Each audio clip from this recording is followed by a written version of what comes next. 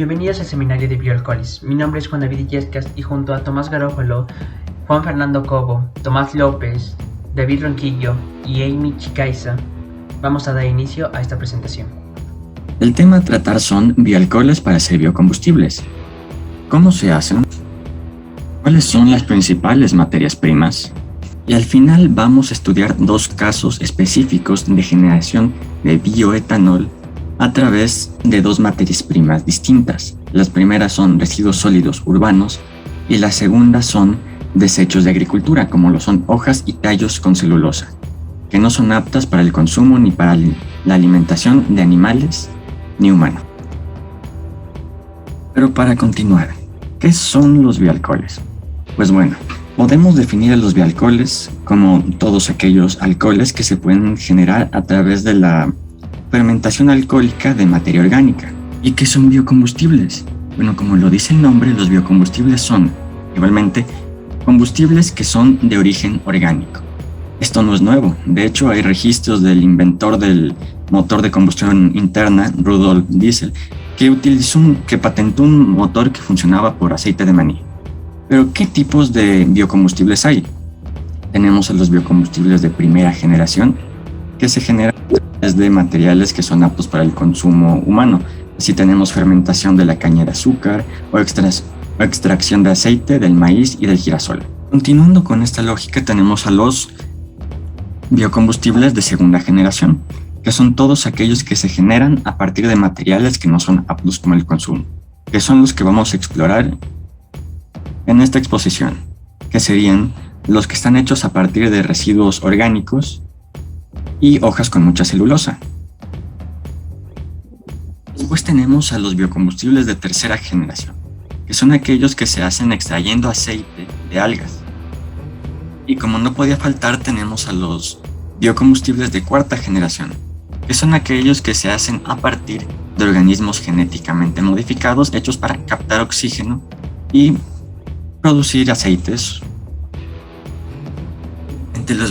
Entre los principales biocombustibles que se usa actualmente tenemos al bioetanol, al biodiesel, y aunque son menos populares, son igualmente importantes el biopropanol y el biobutanol. Y si bien la tecnología de los biocombustibles no es nueva, están ganando importancia debido a que se está buscando el terminar con esta dependencia que tenemos hacia los hidrocarburos, además de reducir el cambio climático y la emisión de gases de efecto invernadero.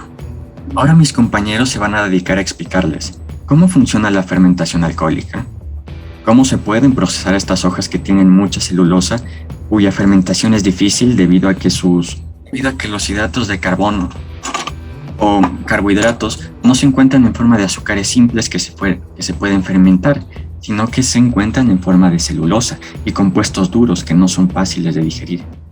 La fermentación alcohólica es un proceso que antiguamente solo tenía como objetivo la producción de alcohol para el consumo humano, como lo podrían ser la cerveza, el vino o la sidra, entre otras.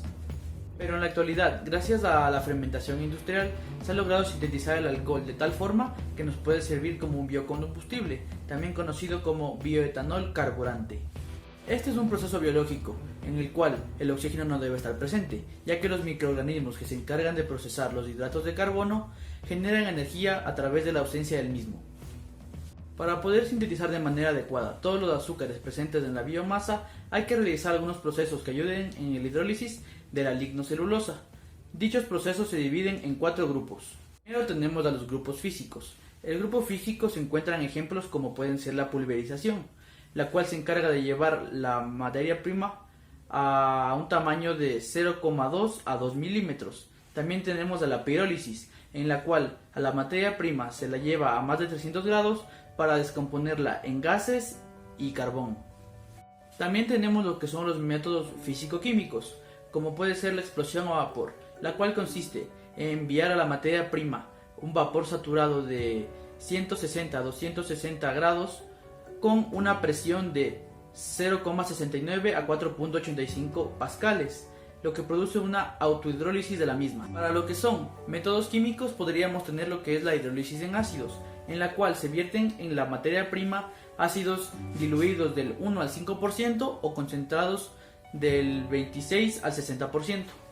Por último, tenemos a los métodos biológicos, en los cuales se cultivan microorganismos encima de la biomasa, como podría ser en el método Novocime, en el cual se agrega una cepa de Aspergillus sp con una actividad catalítica de 5000 unidades de endoglucanasa por gramo. Buenas tardes, a continuación se van a presentar los dos casos de biocombustibles que se encontró. Los dos son de bioetanol. En el primero se busca obtener bioetanol a partir de la celulosa presente en la cascarilla del arroz, y esto principalmente para ser utilizado en equipos motorizados. Lo primero que se analizó en esto fueron varios porcentajes en base al grano y el tamaño de él, como puede ser también la humedad y el contenido de cinesis en su interior. Esto para lograr saber cuántos reactivos se utiliza para producir la hidrólisis. Por ejemplo, se utilizó ácido sulfúrico, hidróxido de sodio y cloruro de sodio, siendo el penúltimo, hidróxido de sodio, el reactivo que más se utilizó.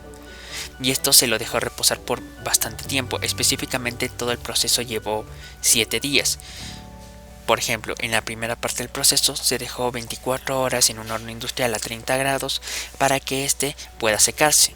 Una vez secado el grano de arroz, se comienza el proceso de hidrólisis ácida enzimática para convertir la celulosa en azúcares reductores utilizando una concentración de ácido sulfúrico. Esta conversión, después de 3 horas, resultó en que se convirtieron 70% de los azúcares para la hidrólisis ácida y un 85% para la hidrólisis enzimática. La fermentación alcohólica se utilizó una levadura especial llamada Saccharomyces cerevisiae, en donde se obtuvo 29 mililitros de bioetanol aproximadamente. Las características son muy importantes porque se puede pensar en un proyecto a gran escala en el que se produzcan grandes niveles de bioetanol para el consumo de equipos motorizados. Para el segundo ejemplo se optó por un ejemplo mucho más general, presentando la segunda generación de biocombustibles.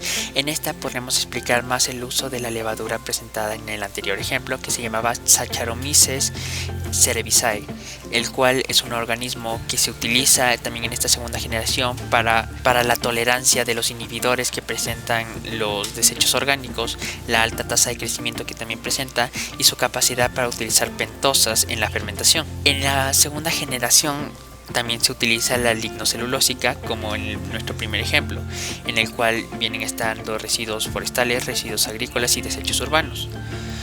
Esto, el componente principal de estos residuos es la celulosa, igual que en el anterior, aunque también se aparecen otros compuestos que un poco complican el proceso, que es la hemicelulosa y los lignos celulósicos que presentan, ya que la hemicelulosa determina la hidrólisis que se requiere o si requiere más de una. Estas hidrólisis pueden ser mecanismos físicos, en el cual se utilice trituración mecánica o incluso ultrasonido, térmicos, que pueden ser la explosión de vapor, fisioquímicos, procesos de explosión de fibra con amoníaco, químicos, hidrólisis ácida, oxidación húmeda y tratamientos con ozono, y biológicos, que vienen siendo tratamientos con agentes orgánicos, como tratamientos con hongos y tratamientos con biosolventes. Tras esto comienza el proceso de fermentación, el cual puede presentar dos problemas principales: la producción de diversas moléculas inhibidoras de crecimiento de los organismos fermentadores. Aquí entra la levadura, porque contiene esa tolerancia a los inhibidores. Y la segunda viene siendo la liberación de silosa, un subproducto poco asimilable para la degradación de la hemicelulosa. Sin embargo, estos biocombustibles ya no son tan necesitados, pues las nuevas generaciones presentaron más efectividad al momento de producir un biocombustible, además de producir en mayor cantidades. El biometanol es un tipo de bioalcohol inflamable que se obtiene a partir de la fermentación de ciertos tipos de material orgánico, principalmente la materia vegetal con alto contenido en celulosa. El biometanol se puede obtener mediante la fermentación de plantas como la caña de azúcar, los cereales o la remolacha. De este modo se puede cultivar estos vegetales con el objetivo de destinarlos directamente a esta función. El biometanol es un biocombustible menos conocido que el bioetanol, pero que tiene una evidente ventaja respecto al mismo. Es más barato y su producción es mucho menos contaminante. Además, se puede sintetizar a través de recursos fósiles renovables como el gas natural o incluso a partir del CO2, lo que ayuda a reciclar y eliminar esta nociva sustancia para la atmósfera. En el caso del biometanol crudo, tenemos que la dependencia de los combustibles fósiles es un serio problema, por lo que para conseguir que esta tecnología tenga expectativas de futuro, es fundamental que la dependencia proceda de recursos renovables como la biomasa.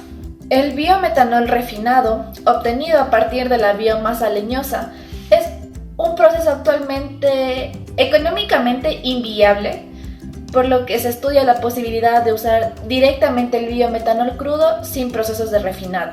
Esto, además de suponer una importante rebaja en el costo, también supone un ahorro en la energía requerida para el proceso, ya que el refinado supone hasta un 10% de la energía total necesaria.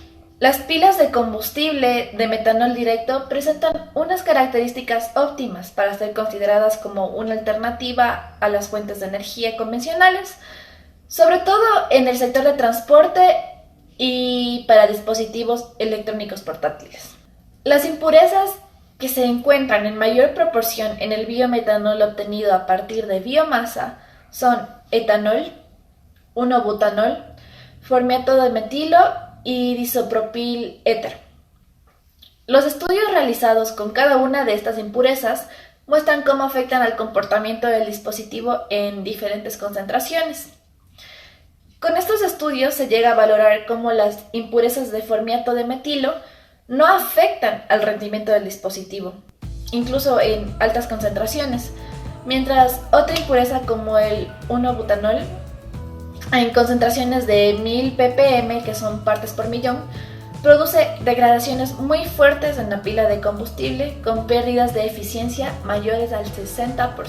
El proceso de obtención de metanol a partir de un gas natural presenta un mayor tanto por ciento de metanol, aunque a su vez contiene otras impurezas, como el acetato de metilo, el carbonato de metilo y el dimetiléter.